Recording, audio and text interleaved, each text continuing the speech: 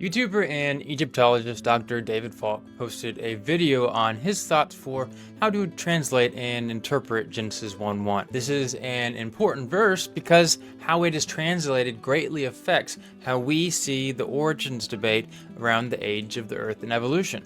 As someone who's read nearly all of the academic relevant literature and have spent a lot of time talking to scholars about this topic, I thought it would be beneficial to share some of my thoughts on the conversation.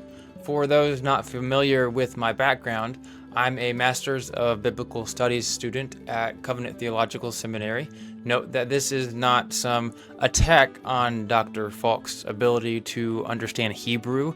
We will be discussing good arguments and not so good arguments, but either way, he clearly has a good understanding of the language and the Bible in general.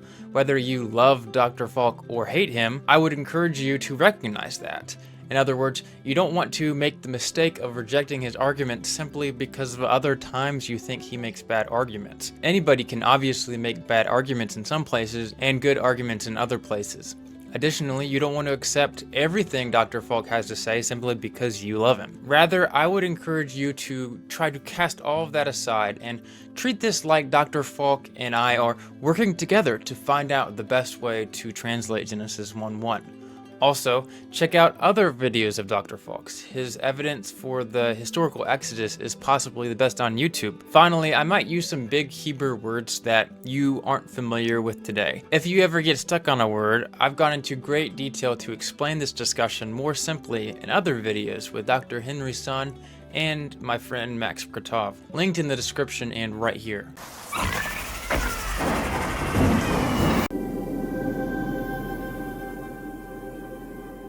Dr. Falk starts off his discussion by describing the first view. Now, there have been two major proposed grammatical structures for Genesis 1:1. The traditional rendering is that Genesis 1:1 is a complete, independent clause that begins with a prepositional phrase, so that it reads, quote, "In the beginning, God created the heavens and the earth." This is how the grammar has been analyzed for over 2,000 years. It doesn't make the rendering of the grammar necessarily correct, but it does have parsimony. In reference to the translation "in the beginning," Dr. Falk says, this is how the grammar has been read for over 2,000 years. Dr. Falk makes a good point that it would make the view parsimonious, but not necessarily correct. While the grammar has certainly been read this way by many people for a long time, there is debate on how long it has been read this way. How Dr. Falk gets this number for over 2,000 years is based on a number of different texts, but the earliest proposed reading by scholars as "in the beginning" is in the Greek Septuagint, which was translated somewhere around 200 to 300 years before Christ. To be clear, the Septuagint translators certainly translated Genesis 1:1 as an independent clause. At the same time, other scholars have argued that the Septuagint didn't read Genesis 1:1 as "in the beginning," though. Take, for example, Dr. Robert Homestead, who argues arche is used with the article elsewhere in the Septuagint to reference a beginning.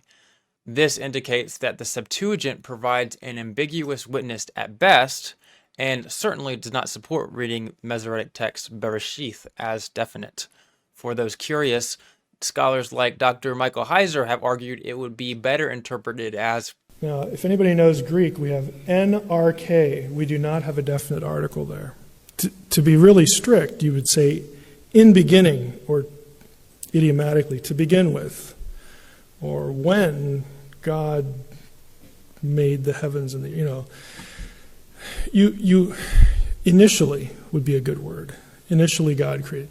But again, that leaves an incomplete thought. It feels like it's leading somewhere as opposed to being, definite point in time.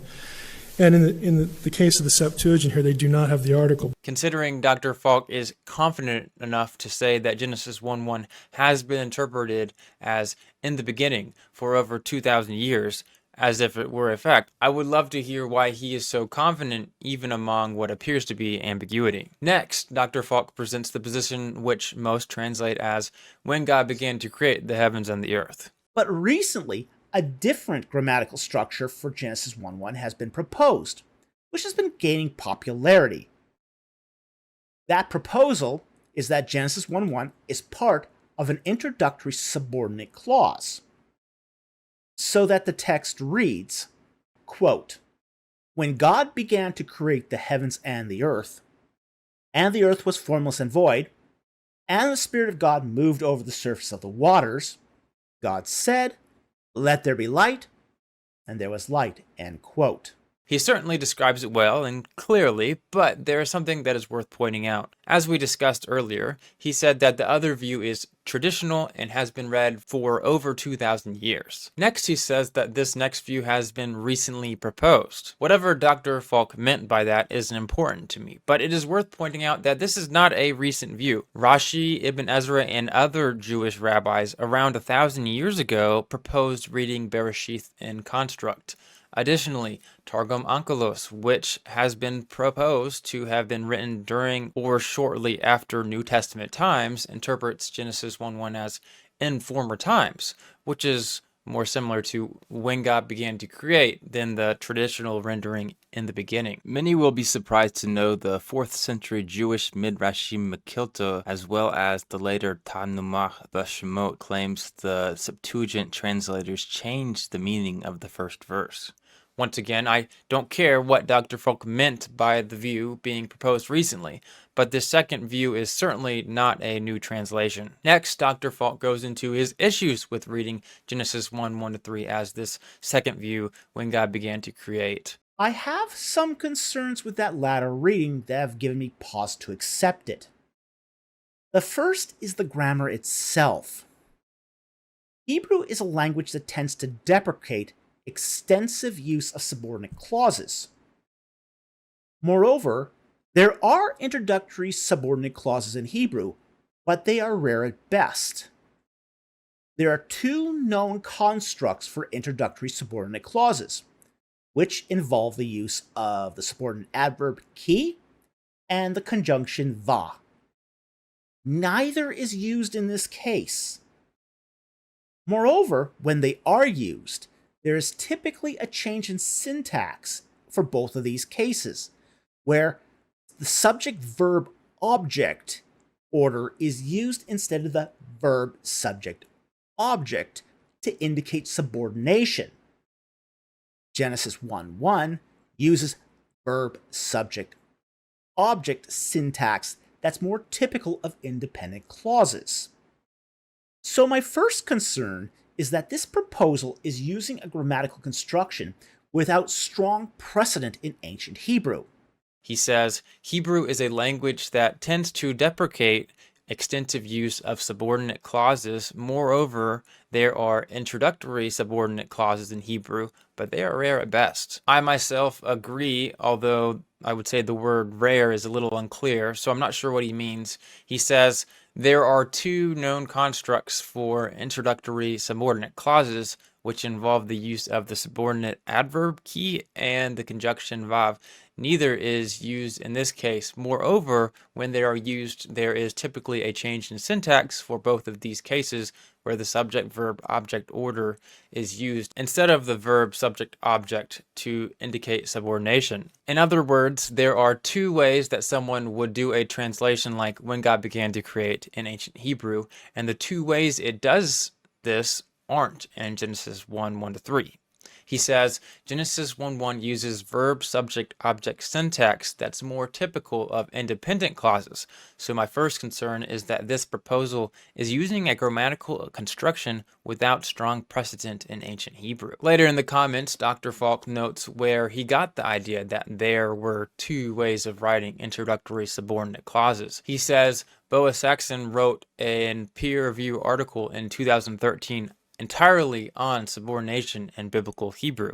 He cites only two examples of introductory subordination, which have very specific rules as opposed to concatenated subordination, where the rules are more relaxed. End quote. Considering I've read quite possibly all of the relevant literature on this topic, I was surprised to have never heard this argument before.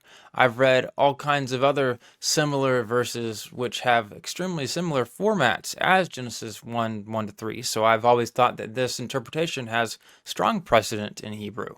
Surely, for Dr. Falk to mention this made me think I must have missed something. Therefore, I was very interested to see what Dr. Saxon has to say. After reading the article twice, I came away confused, as it appeared to be an article just listing various ways that sentences are subordinated in Hebrew, rather than an exhaustive list. This is important because for Dr. Falk's argument to hold any relevance to the discussion, there would need to be only two ways that Hebrew introductory sentences are subordinated. If there are a bunch of other ways that introductory sentences can be subordinated, but Dr. Saxon just didn't mention them, then the Hebrew writer of Genesis 1 could have easily just used one of those other ways instead. Therefore, I asked Dr. Saxon directly. I said, "Do you think your recent research on subordination helps settle the debate at all?" He says, "Your question about the possible subordinate status of Genesis 1:1 as temporal clause cannot be settled definitely by my research on subordination in classical Hebrew." Further confused, I asked, "Are you saying that your analysis wasn't exhaustive of all the different ways Hebrew writers used introductory subordination?" He says, "For an exhaustive treatment, I must refer to my forthcoming book." So, whatever Dr. Falk thought Dr. Saxon's work showed, Dr. Saxon himself doesn't even agree. Rather, there are lots of times when an introductory subordinate clause is used in other verses, like Genesis 1:1-3, in the "when God began to create" translation. We only have to flip one page over in our Bibles to read Genesis 2:4b-7, having an almost identical structure where there is an introductory relative clause, followed by circumstantial clauses, followed by a main clause.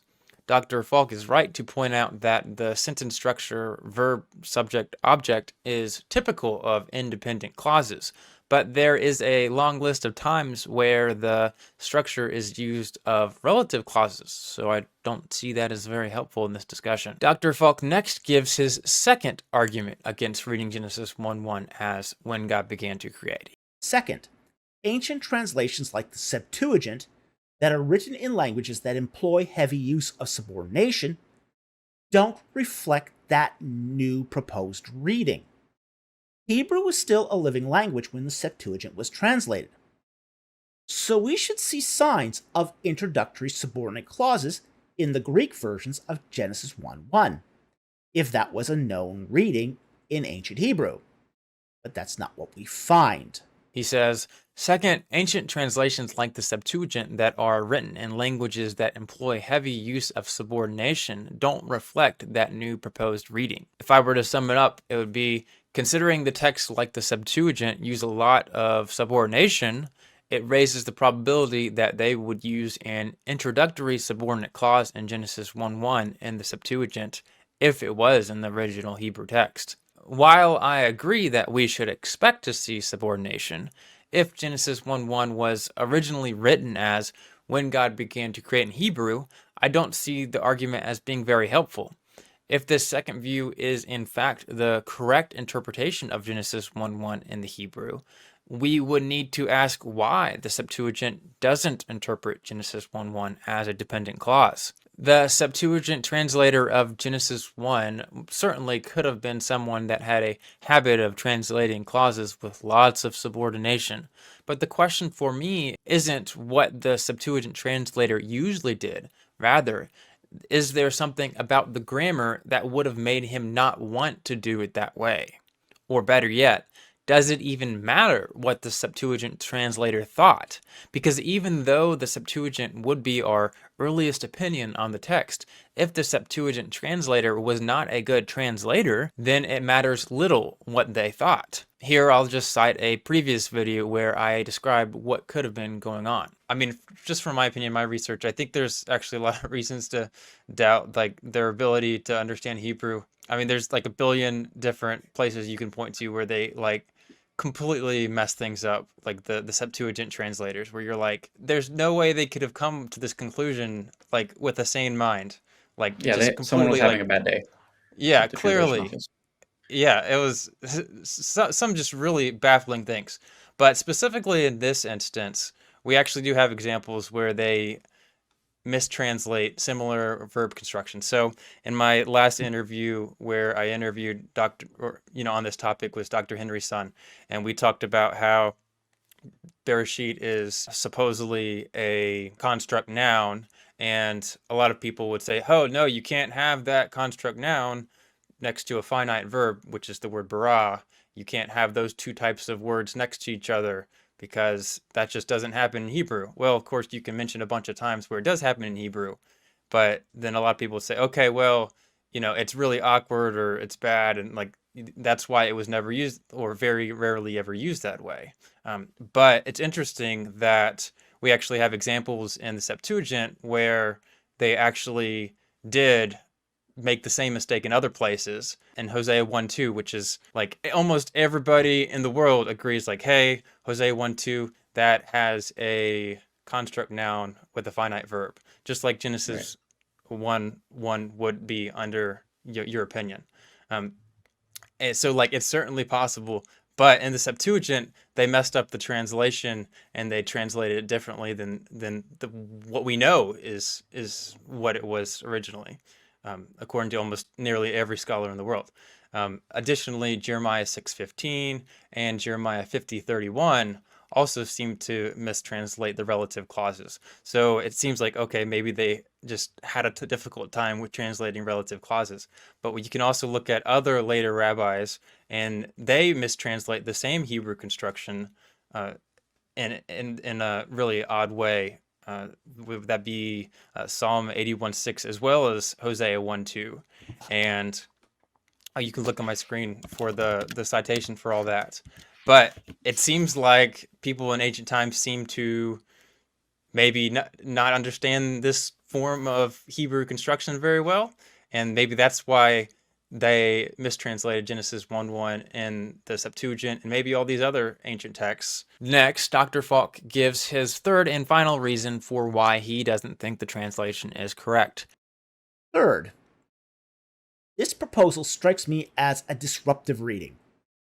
With a disruptive reading, you start with the meaning you want, then translate it in a way that opens the door to the views you like or closes the door to any view you don't like. If I were to sum up, it sounds like his argument for not taking this view is that it seems to him that it is motivated by confirmation bias. I personally would agree that there are certainly people of whom their bias is changing how they interpret the text. But I'm sure Dr. Falk would also agree that there are plenty of people who take this view of which aren't motivated by scientific reasoning. This seems to not be an argument against the Hebrew translation specifically, but rather more of an argument for why people take this position. While we should certainly be aware of our own bias, I think everyone would agree that our opinion of the text today has no influence on how the ancient writers were thinking. To sum up hopefully correctly, it seems that Dr. Falk has given two main arguments for reading Genesis 1:1 as an independent clause, like, in the beginning God created the heavens and the earth, which he thinks are well supported by history, as well as most independent sentences being written with the verb, subject, object structure. Today we talked about how the "when God began to create" translation has a historical basis, and that the typical verb, subject, object structure format is of little help in this discussion. Next, Dr. Falk pointed out three reasons to not accept the view, which are that there is no precedence for the structure, the Septuagint often uses introductory subordinate clauses, and that the people arguing for the second translation seem to be biased. Today, I noted how there is precedence in the Hebrew Bible, that the normal thing the Septuagint translator did isn't that important, and that bias is important to note, but not an argument against the position. Something that I wished Dr. Falk would discuss is the immense amount of evidence for the second view of Genesis 1:1. Let me remind you that the word in question for this discussion is the word bereshith as well as reshith, as both essentially mean beginning. The question, of course, is whether this word reshith or beginning is in construct, as in when God began to create, or whether it is not in construct, as in the beginning. Another way to put it is whether it is relative, as in when God began to create, or absolute, as in the beginning. Why this is important is every time this word Bereshith is used in the Bible outside of Genesis 1:1, it is in construct.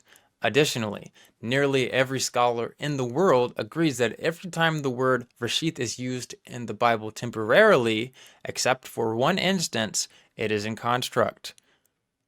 In that one instance, there is a lot of debate. I, as well as other scholars, would argue that there is a strong case that can be made that the one instance in Isaiah 46:10 isn't referring to the very beginning at all. In other words, we don't even know with a high confidence that the word Reshith is used to refer to the absolute beginning at all, anywhere in the Bible. Additionally, there is no definite article in Bereshith, which in most places is what decides whether a word is relative or absolute.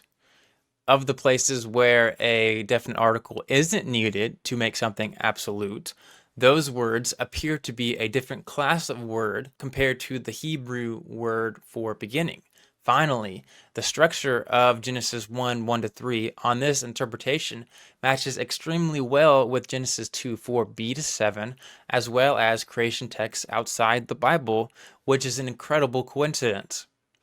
In regards to the other texts outside the Bible, Dr. Falk makes an interesting point in the comments. He says, it's also not a good idea to compare the grammatical structure of Hebrew with the Akkadian found in works like the Enuma Elish. In Akkadian, it is common to front a lot of subordinate clauses at the beginning of a sentence, then end the sentence with the independent clause. That structure is very rare in Hebrew.